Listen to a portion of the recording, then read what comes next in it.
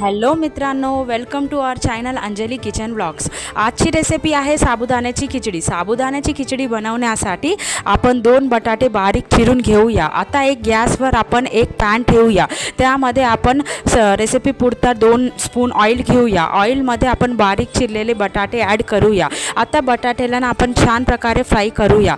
आता बटाटे हलका ब्राऊन होईपर्यंत त्याला छान प्रकारे मिक्स करा आणि त्यानंतर तुम्ही रात्री भिजवलेले साबुदाणा, मी तर हाफ केजी साबुदाणा घेतला आहे, तुम्ही तुमच्या क्वांटिटी प्रकारे साबुदाणे घेऊ शकतात मित्रांनो।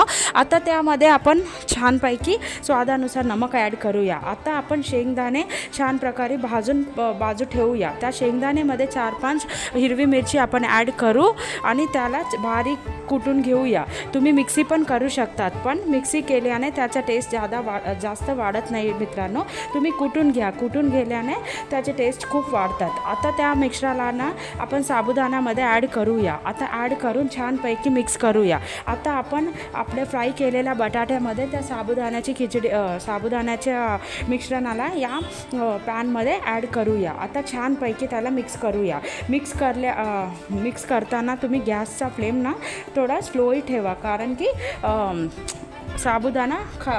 आपला साबुदाणा जळू शकतात। आता त्यानंतर तुम्ही त्यामध्ये कोथिंबीर ॲड करा। कोथिंबीर ॲड केल्याने तुमचा साबुदाणाच्या खिचडीचा टेस्ट अजून वाढू शकतात। तुम्ही स्किप पण करू शकतात तुमच्या घरात नसाल तर। आता तुम्ही नेक्स्ट ही खिचडी तुम्ही एकादशी असो नाही तर तुमच्या उपवासात कधी पण तुम्ही हे रेसिपी वाढू शकता। त्यामध्ये उपवास असाल तर कोथिंबीर स्किप करा। आता तुम्ही छान प्रकारे त्याला मिक्स करा आणि एक 5-10 मिनिट्स नंतर त्याला तुम्ही तुमच्या फॅमिली मेंबर्ससोबत सर्व करा। बाय। अगं बाई, मी विसरले हां, माझ्या चॅनलला तुम्ही छानपैकी लाईक करा, शेअर करा, कमेंट करा, फॉलो करा हां। पहिलेच बाय सांगितलं बाई मी। बाय, आता बाय सांगते आहे।